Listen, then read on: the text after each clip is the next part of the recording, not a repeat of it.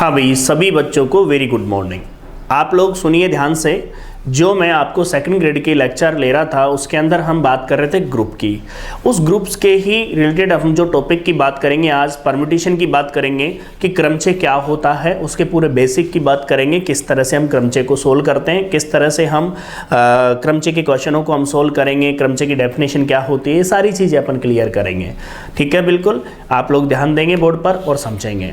ठीक है भाई, चलें देखिए, सबसे पहले हम क्रमचय के बारे में बात करते हैं और क्रमचय की डेफिनेशन के बारे में बात करते हैं। तो यहाँ ध्यान देंगे आप लोग और समझेंगे कि परम्यूटेशन क्या होता है। सबसे पहली चीज़ तो आपके सामने क्रमचय की परिभाषा की बात आती है। देखिए, क्रमचय की जो डेफिनेशन है वो क्या है, क्रमचय की जो डेफिनेशन है वो क्या कहती है। पहली बात तो आप लोग समझे, क्रमचय को परिभाषित करने के लिए आपको एक नॉन एम्प्टी सेट चाहिए, एस चाहिए, एस कोई सेट चाहिए। उस सेट के अंदर क्या होगा कि सुनिए, यहां पर है a permutation of a finite set S is a bijection. अर्थात बाइजेक्शन का मतलब क्या होता है आप जानते हो, 1-1 ओंटो। क्या होता है, 1-1 ओंटो, एक एक ही आच्छादक फ्रॉम एस टू इटसेल्फ, मतलब खुद का खुद पर ही हो। जो मैपिंग होगी वो क्या होगी, स्वयं की स्वयं पर ही हो, एस की एस पे ही हो, और वो 1-1 और ओंटो हो, तो वो क्या हो जाता है आपका क्रमचय हो जाता है। देखिए बच्चों, यहां ध्यान देंगे, हम परिभाषा वापस पढ़ते हैं। किसी परिमित समुच्चय एस से, कोई फाइनाइट सेट है आपका एस, उस एस से उसी पर परिभाषित एक एकेकी आच्छादक जो फलन है वही एस का क्रमचय कहलाता है। एक बात मैं आपसे कह दूं कि परम्यूटेशन जो है, क्रमचय जो है, वो एक फलन की तरह व्यवहार करता है। वो आपको नजर आ रहा होगा, क्लियर सी बात है। तो क्या बोला उसने, एकेकी आच्छादक फलन क्या कहलाता है, एक क्रमचय कहलाता है। अब बात आती है, तो इसके लिए मैंने कोई एग्जांपल लिया आपके सामने, जस्ट यहां पर ध्यान देंगे और समझेंगे। जैसे मैंने कोई एग्जांपल ले लिया, यहां पर सब बच्चे देखेंगे, एस कोई सेट दे दिया और उसके अंदर है 1 2 3। अब इसका एक एक ही आच्छादक मैपिंग जो अर्थात क्रमचय है वो है 1 2 3 2 3 1। देखिए समझिए, बोर्ड पर ध्यान देंगे सब बच्चे। इसकी जब मैपिंग बनाते हैं तो कैसी बनेगी, देखिए ये हो गया आपका क्या, थोड़ा सा रुक जाओ, पूरा ध्यान से समझेंगे। बहुत अच्छा टॉपिक है, क्वेश्चन पुटअप होता ही होता है, इसलिए विशेष रूप से इन चीजों को ध्यान दें। ये आपके पास एस क्या हो गया, एस हो गया। इसमें अवयव कौन से हैं, 1 2 3, क्लियर है बिल्कुल। अब दूसरा वाला सेट देखिए आप लोग, ये वाला ले लिया, ये इससे मैपिंग हो रही है, देख लीजिए ये एस से एस पे ही जा रहा है। एक की देखो बोर्ड पर ध्यान देंगे, एक की मैपिंग कौन है, 2 पर, तो एक की कहां पर जा रही है, 2 पर। 2 की कहां पर जा रही है, 3 पर। 3 की कहां पर है, 1 पर। अब मैं इनको मिला देता हूं, जो जो मैपिंग है अपनी उनको अपन ऐड कर देते हैं। देखिए ये इस पर गया, ये इस पे है और ये इस पे है। आप खुद देखिए, जो आपका f है वो ये डिफाइन है, f यहां पर है। तो जो क्रमचय डिफाइन किया गया है, क्रमचय के लिए बच्चों ये देखिए एस सेट है आपका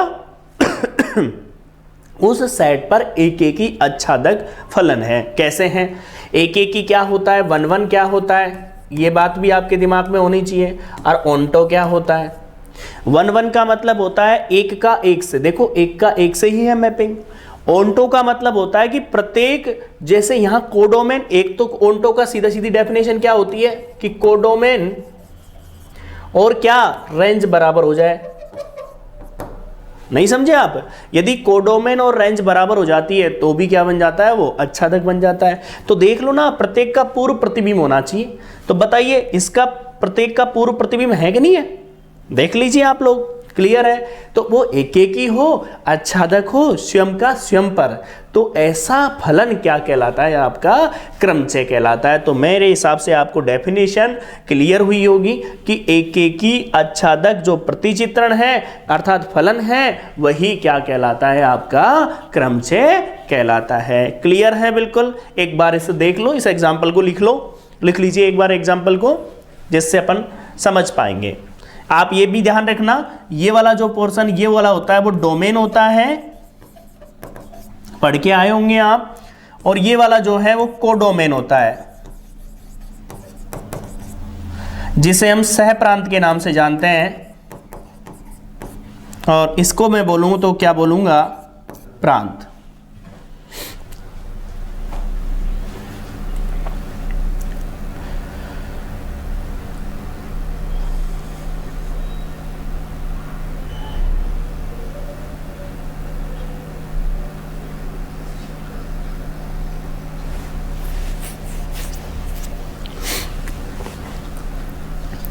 बहुत ही अच्छा टॉपिक है।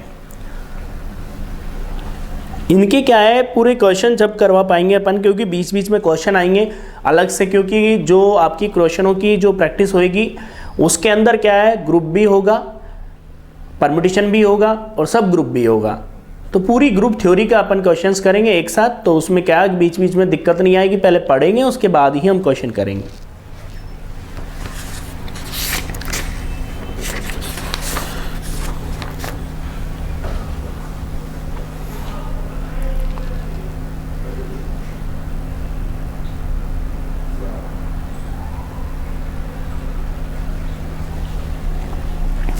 ये बात भी ध्यान रखना आप लोगों के लिए कि यदि कोई बीएससी का बच्चा क्लास ले रहा हो तो बीएससी के बच्चे को ये ध्यान रखना है कि यहाँ पूरे क्वेश्चन उसके नहीं हो रहे, यहाँ पर जो क्वेश्चनों का टारगेट है वो ऑप्शन वाले क्वेश्चनों को सोल्व करने का है, तो उसी हिसाब से अपन लेकर के चल रहे हैं, अर्थात सेकंड ग्रेड और फर्स्ट ग्रेड के लेवल के हिसाब से है। ये ध्यान रखना विशेष रूप से, क्योंकि बीएससी में डिस्क्रिप्शन ज़्यादा रहता है।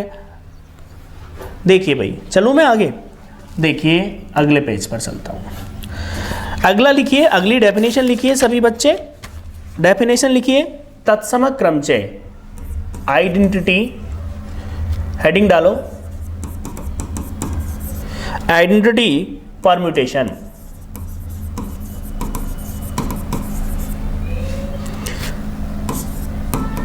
जैसे बोलेंगे हम तत्समक क्रमचय,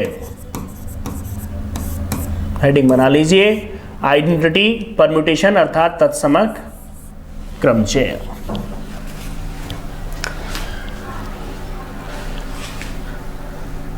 अब तत्समक क्रमचय क्या होता है? देखो बच्चों, तत्समक क्रमचय होता क्या है? ऐसा परम्यूटेशन मतलब ऐसा क्रमचय जो स्वयं का स्वयं पर ही हो, मतलब जैसे 1 2 3 है तो 1 की मैपिंग 1 पे ही होनी चाहिए, 2 की मैपिंग 2 पे ही होनी चाहिए और 3 की मैपिंग 3 पे ही होनी चाहिए, अर्थात स्वयं का स्वयं पर ही। समझ रहे हो मेरी बात को? तो वो क्या कहलाएगा? आपका तत्समक क्रमचय कहलाएगा। तो लिखिए सभी बच्चे परिभाषा, लिखिए लिखिए, वह क्रमचय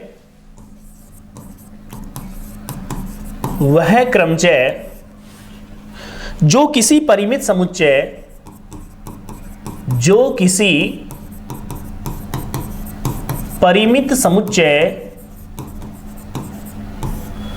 वह क्रमचय जो किसी परिमित समुच्चय S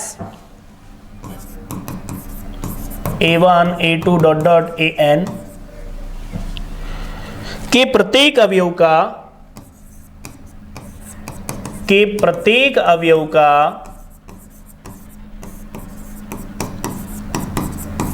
प्रतिचित्रण, प्रत्येक अवयव का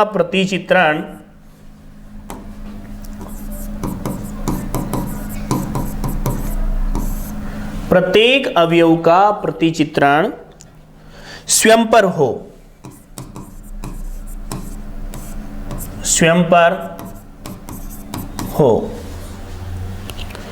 प्रत्येक अवयव का प्रतिचित्रण स्वयं पर हो, तत्समक क्रमचय कहलाता है।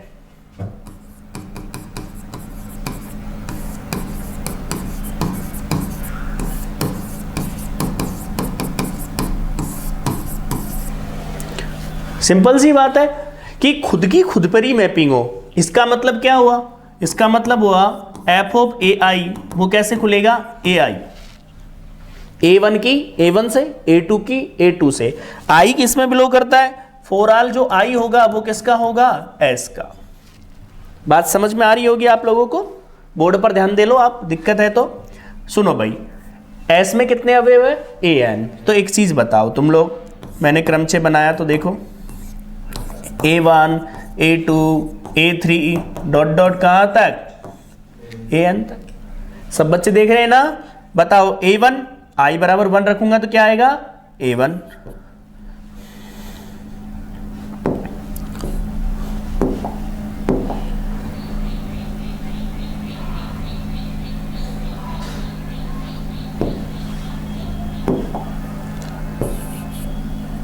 A1 A2 A3 dot dot AN बन गए। अब इसे पढ़ो आप लोग। खुद का खुद पे ही प्रतिचित्रण है, स्वयं का स्वयं पर ही क्या है, मैपिंग है। और वो क्या होती है आपकी, परमुटेशन होता है ना, क्रमचय होता है कि नहीं होता। लेकिन कौन सा क्रमचय हो गया बच्चों, वो हो गया तत्समक क्रमचय। कौन सा क्रमचय है, तत्समक क्रमचय। बिल्कुल इजी, क्योंकि तत्समक क्रमचय का मतलब स्वयं का स्वयं पर ही मैपिंग हो, तो क्या कहलाता है आपका, तत्समक क्रमचय कहलाता है। मतलब ऐसा क्रमचय जो स्वयं का स्वयं पर हो। तो देखो A1 का A1 पर, A2 का A2 पर, A3 का A3 पर, AN का AN पर। क्लियर है बिल्कुल। तो अब जैसे कोई एग्जाम्पल ले लिया, मैंने सपोज करो यहां पर कोई एग्जाम्पल ले लिया, जैसे आप बताइए एस सेट में अवयव था 1 2 3। अब इसका कोई तत्समक क्रमचय होगा तो होगा क्या, 1 2 3 1 2 3। बात समझ में आ गई होगी आपको, 1 का 1 पर, 2 का 2 पर, 3 का 3 पर। क्लियर है। तो पहले इसे नोट कर लें, फिर अगली परिभाषा पर चलते हैं।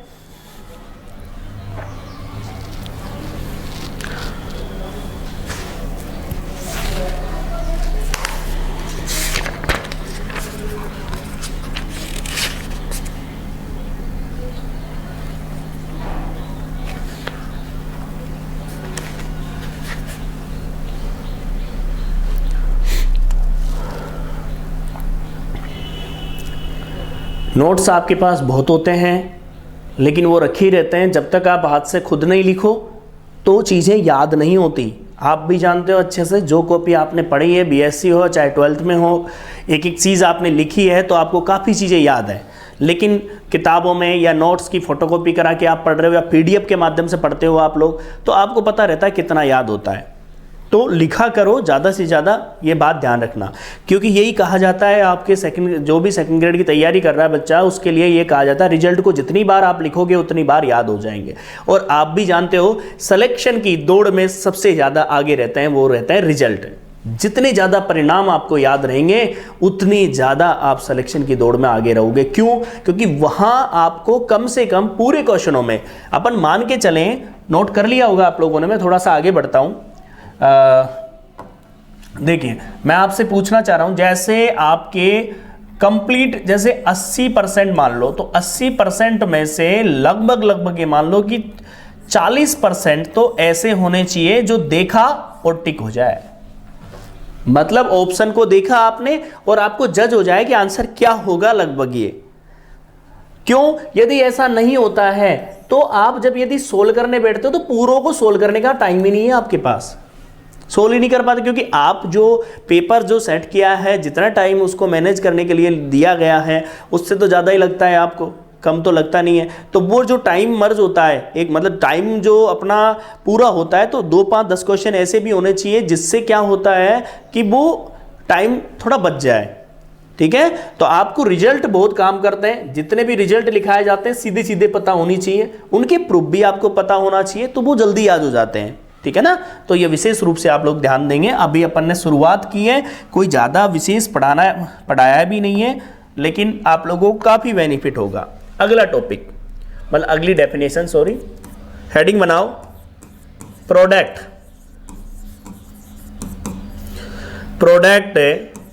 Of permutation.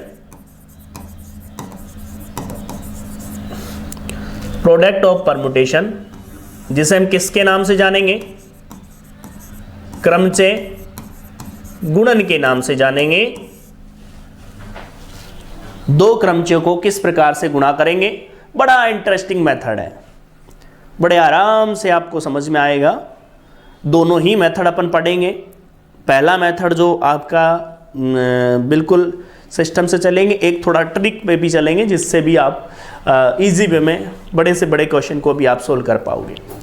देखिए सभी बच्चे, जैसे आपको कोई दो क्रमचे दे दिए गए, जैसे आपको दे दिया गया, देखिए एस दे दिया 1 2 3 4, आपको दे दिया गया एफ क्या है 1 2 3 4 4 3 2 1, एंड जो जी है आपके सामने वो क्या है 1 2 3 4 2 4 3 1। एक बार देख लीजिए 1 2 3 4 4 3 2 1 एंड 2 4 3 1। ठीक है, बोलो भाई क्वेश्चन सही है। अब आपको मल्टीप्लाई करना है। देखो मल्टीप्लाई कैसे करोगे, सब बच्चे ध्यान देंगे विशेष रूप से। देखिए मौसम में भी काफ़ी चेंजेस आ चुका है, गर्मी स्टार्ट हो चुकी है देखा जाए तो आप लोग थोड़ा सा अपने आप को भी मौसम के हिसाब से मैनेज रखें, क्योंकि पढ़ाई नहीं होती। यदि मान लो आपका थोड़ी बहुत भी तबीयत खराब होती है तो ये विशेष रूप से आप लोग ध्यान देंगे। मैं आपसे कुछ कहना चाहता हूँ, सुनो ध्यान से। आप लोगों ने 12th में पढ़ा होगा F of G of X कैसे खुलता है, फूग गोफ पढ़ा होगा ना। तो वो कैसे खुलेगा, वो खुलेगा F dot G of x, पता होगा। इसका मतलब एफ और जी को यदि मल्टीप्लाई करेंगे अपन तो खोलेंगे कैसे, ऐसे। समझ में आ रही बात आप लोगों को। अब बोर्ड पर देखिए सभी बच्चे, बोर्ड पे आ जाइए। हम बात करेंगे किसको, इन दोनों को गुणा करेंगे तो करते हैं। तो देखिए भाई ये लीजिए, मैं आपसे कुछ कहना चाह रहा हूं, यहां पर ध्यान दें।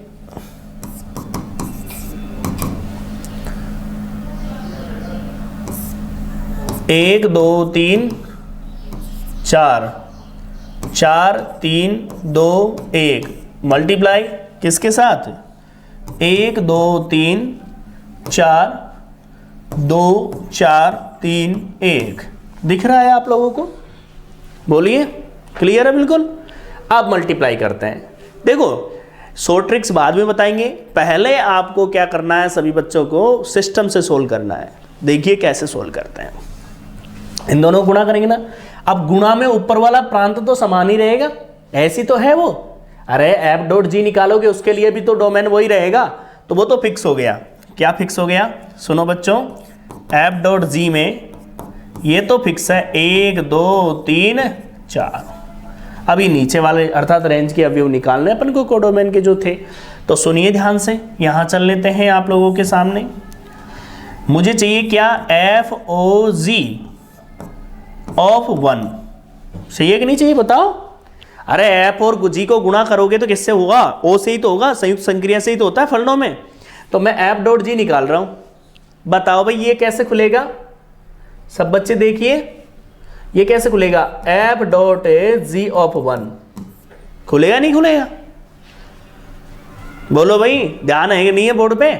यदि आपको ये चीज नहीं पता तो दिक्कत आएगी। अरे देखो तो सही जी ऑफ 1 क्या है, जी ऑफ 1 देखिए यहां पर आओ, जी ऑफ 1 2 ही तो है।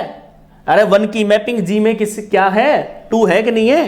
अरे आपको ये क्लियर हो रहा है कि नहीं हो रहा, यहां लिख देता हूं लो। जी ऑफ 1 कितना है 2, जी ऑफ 2 कितना है बताओ 4, जी ऑफ 3 कितना है 3 एंड जी ऑफ 4 कितना है 1। आ गई की बात समझ में, ऐसे ही उसमें देखेंगे। तो बताओ जी ऑफ 1 का मान कितना है बताओ 2, तो एफ ऑफ 2, फिर एफ ऑफ 2 कितना है बताओ, एफ ऑफ 2 कहां गया 2 कितना है 3, तो ये आ गया यहां पर 3। बात समझ में आ गई। दोबारा आगे चलें अपन।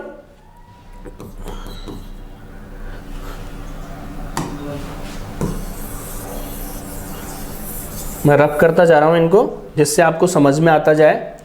अब क्या निकालोगे बताओ, बताओ ना बच्चों, जी ऑफ क्या निकालो 2, बताओ भाई F of G of 2, G of 2 देख के बताओ 4, बताना भाई एफ ऑफ 4 कितना है 1। आ गई बात समझ में। अगला लो,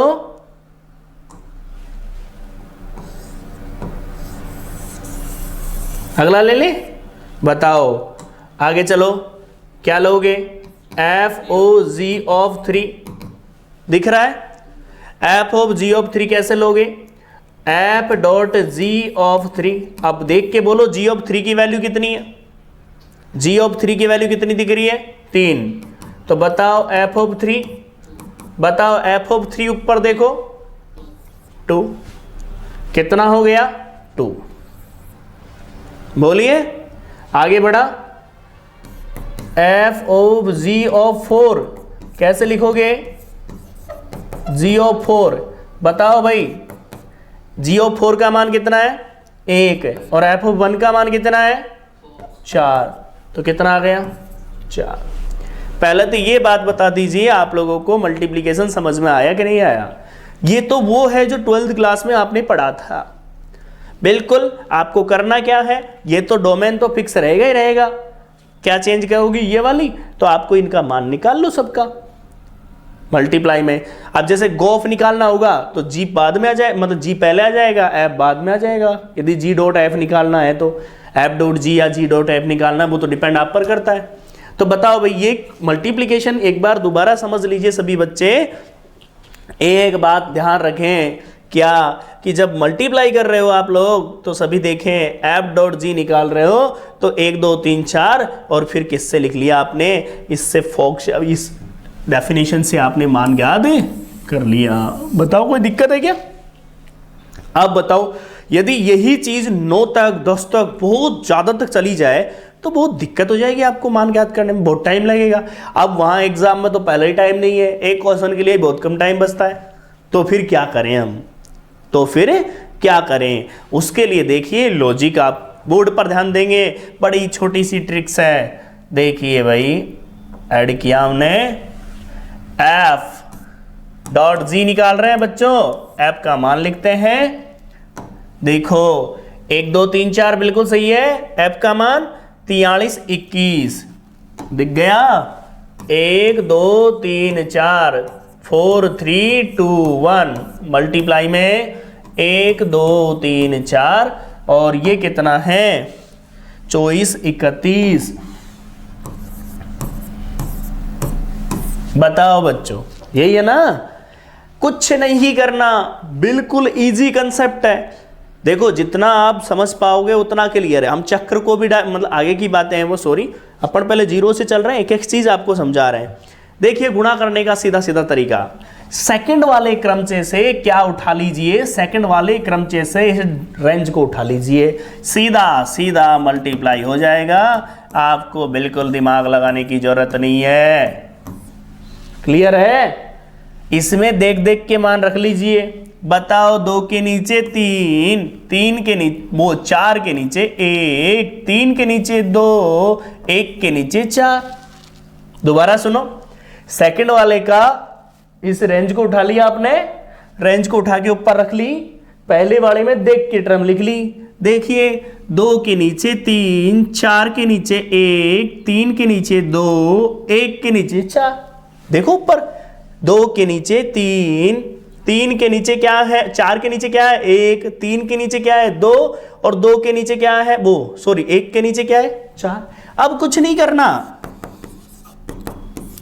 1 2 3 4 और इसे एज इट इज रहने दिया।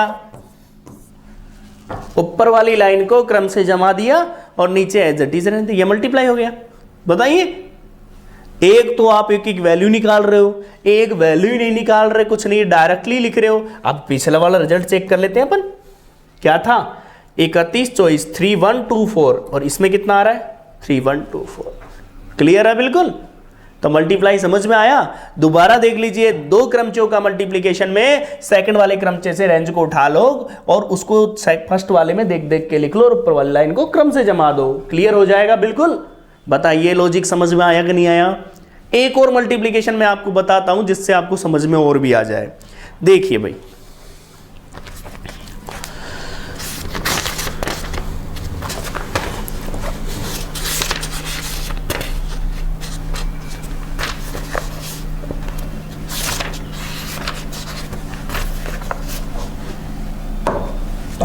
एक क्वेश्चन ले लिया हमने, एफ डॉट जी निकाल रहा हूं मैं, 1 2 3 4 5 3 2 5 4 1 1 2 3 4 5 1 4 3 2 5। बताइए भाई, क्लियर है? संख्याएं कोई इधर उधर होगी तो उससे कोई इश्यू नहीं है, क्योंकि कारण क्या है कि अपन मल्टीप्लिकेशन देख रहे हैं। देखिए, कुछ नहीं लगाना दिमाग, सीधा सीधा लिखना है। 1 4 3 2 5 लिख दिया? लिख दिया कि नहीं लिख दिया? अरे बच्चों देखो, 1 के नीचे 3, 4 के नीचे 4, 3 के नीचे 5, 2 के नीचे 2, 5 के नीचे 1। खत्म। ऊपर वाली लाइन को क्रम से जमा दो। 1 2 3 4 5, 3 4 5 2 1। ये लीजिए, तैयार हो गया मल्टीप्लिकेशन। है क्या कोई दिक्कत बताइए? अरे गुणा करने में कोई दिक्कत नहीं, गुणा तो तुम बचपन से सीखते आ रहे हो, बस थोड़ा सा गुणा अलग करना है बस केवल। ठीक है, तो आप लोगों को क्लियर हुआ कि दो क्रम परम्यूटेशन अर्थात दो क्रमचियों का प्रोडक्ट कैसे ज्ञात करते हैं, अर्थात उनका गुणनफल कैसे ज्ञात करते हैं। क्लियर है? बिल्कुल क्लियर है। अब आप एक काम करो, एक वाला जो पहला जो था आपका, कौन सा वाला, फर्स्ट वाला जो पेज है, इसको नोट कर लो साथ के साथ, जिससे आपको पता रहे, क्योंकि नोट नहीं होता तो फिर दिक्कत आती है।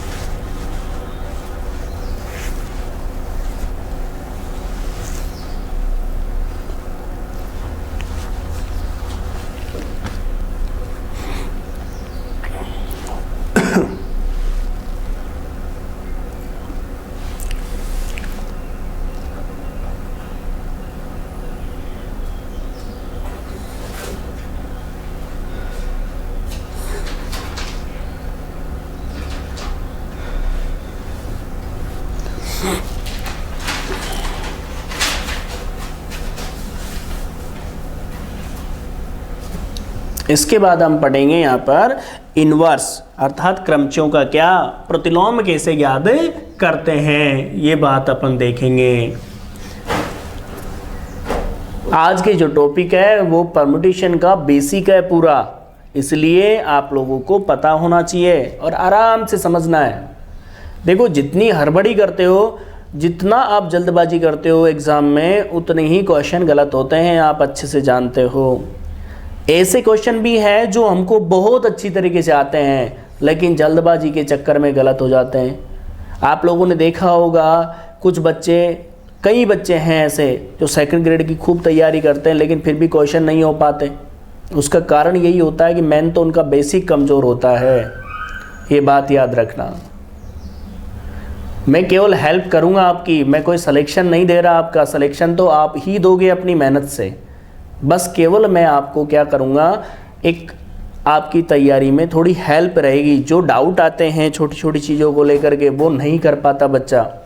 आप लोगों ने देखा है जब आप कोचिंग में तैयारी करने जाते हो तो पूरे डाउट ही नहीं पूछ पाते, क्योंकि कारण है उसका कारण ये है कि आपको उस जीरो लेवल पे बताएंगे तो बाकी बच्चे क्या करेंगे, जिनको पहले से आती है चीज़ें, तो वो चीज़ें दिक्कत करती है खड़ी। तो इसलिए आप लोगों को पूरा बेसिक पूरा क्लियर होना चाहिए, उसके बाद ही आप तैयारी करो तो ज़्यादा बढ़िया रहता है। देखिए भाई, आपको बोल ही दिया मैंने, कंप्लीट आपको सिलेबस होगा, कंप्लीट सेकंड ग्रेड का सिलेबस आपको इस चैनल पर मिलेगा।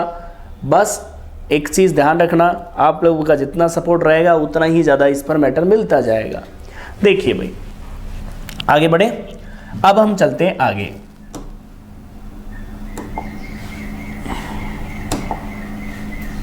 देखिए, लिखिए अगली डेफिनेशन।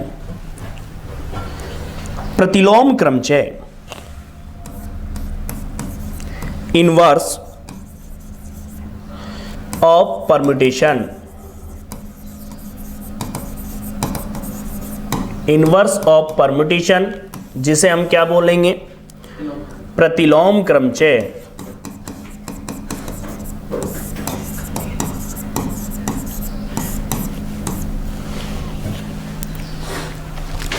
मैंने आपको कई बार पढ़ा रखा है कि जब किसी अवयव की उसके प्रतिलोम से संक्रिया कराते हैं तो तत्समक मिलता है। इसका मतलब कौन किसका प्रतिलोम होगा? यदि ऐसे दो क्रमचय जिनका गुणनफल क्या आ जाए, तत्समक क्रमचय आ जाए, तो वो क्या बन जाएगा? आपका प्रतिलोम क्रमचय बन जाएगा, नहीं बन जाएगा? भाई एक दूसरे के प्रतिलोम हो गए कि नहीं हो गए? तो लिखिए परिभाषा, लिखिए दो क्रमचयों का गुणन, दो क्रमचयों का गुणन, दो क्रमचयों का गुणन तत्समक क्रमचय हो तो, तत्समक क्रमचय हो तो, दो क्रमचयों का गुणन तत्समक क्रमचय हो तो ऐसे दो क्रमचयों को, ऐसे दो क्रमचयों को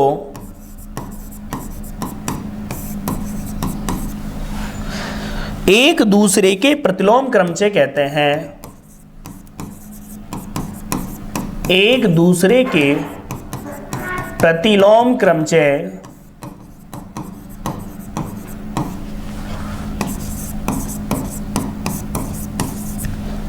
कहने का मतलब आप लोगों को मैंने बताया कि कोई भी क्या, कि ऐसे दो क्रमचय जिनका जो गुणनफल है वो क्या मिल जाए, हमको तत्समक क्रमचय मिल जाए, तो वो क्या बन जाता है आपका? वो बन जाता है आपका एक दूसरे के प्रतिलोम क्रमचय। मतलब सीधी सीधी भाषा में एक ही बात है कि आपको पता होता है कि दो, जैसे दो अवयव लिया, जैसे दो है, ठीक है, जैसे आपने जनरली लिया दो, अब दो में मैंने क्या किया, प्लस माइनस दो कर दिया, अब बताओ क्या मिल गया? तत्समक। तो मैं आपसे बोलना चाह रहा हूं, बताओ ये एक दूसरे का क्या हो गए?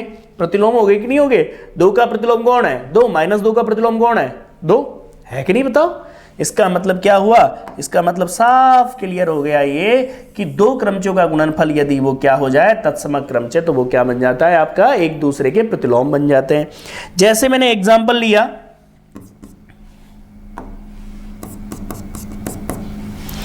एग्जांपल है आपके पास f 1 2 3 4, दूसरा है 2 3 1 4, एंड दूसरा क्रमचय ले लिया मैंने, जी ले लिया हमने ने 1 2 3 4 और 3 1 2 4, 3 1 2 4। अब पहले यहां ध्यान दोगे सब बच्चे, इन दोनों को गुणनफल करता हूं, मुझे नहीं पता कि इसमें प्रतिलोम कौन है। आप लोगों को मैंने बता रखा है, पता हो तो, कि प्रतिलोम का मतलब होता है कि इन दोनों का गुणनफल करने पर तत्समक आ जाना चाहिए। यही तो बात है। क्लियर है बिल्कुल?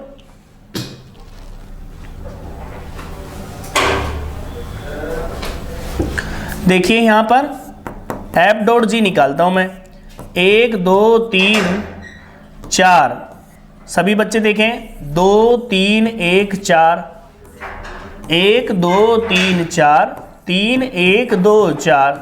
अब आप खुद देखिए, जब मल्टीप्लाई करोगे तो देखिए, मल्टीप्लाई सीधा सीधा कर लीजिए, आपके सामने क्या आ जाएगा? f डॉट जी बराबर, बताओ ऊपर वाली लाइन क्या करोगे? गुणा करोगे, जब गुणा करोगे, जब इस वाले की रेंज को उठा लीजिए आप लोग, रेंज को उठा लिया तो क्या आ गया आपके पास? 3 1 2 4। अगला क्या आएगा? इसको देख देख के लिखोगे ना आप, बताओ भाई, बोर्ड पर ध्यान दो। एक देखो, इससे तो एज इट इज उठा लिया मैंने, 3 1 2 4। अब इसको देख के लिखो, 3 के नीचे क्या है? 1, 3 के नीचे 1, बताओ 1 के नीचे क्या है? 2, 1 के नीचे क्या है? 2, 2 के नीचे कितना है? 3, और 4 के नीचे कितना है? 4। अब करोगे क्या आप? ऊपर वाली लाइन को क्रम से जमाओगे, यही तो कर रहे थे आप। तो देखिए f डॉट जी बराबर 1 2 3 4, 1 2 3 4। बता सकते हो बच्चों ये क्या है? ये आई तो है, अरे तत्समक क्रमचय ही तो है ये। खुद का खुद पर क्या कहलाता है ये? आपको तत्समक क्रमचय होता है, तो इसका मतलब एक दूसरे के क्या हो गए? प्रतिलोम हो गए। तो मैंने क्या बताया आपको पता हो तो? कि प्रतिलोम कैसे ज्ञात करते हैं ये मैंने आपको बता दिया कि कोई भी प्रतिलोम ज्ञात करना नहीं बताया अभी, मैंने प्रतिलोम की डेफिनेशन क्लियर की है।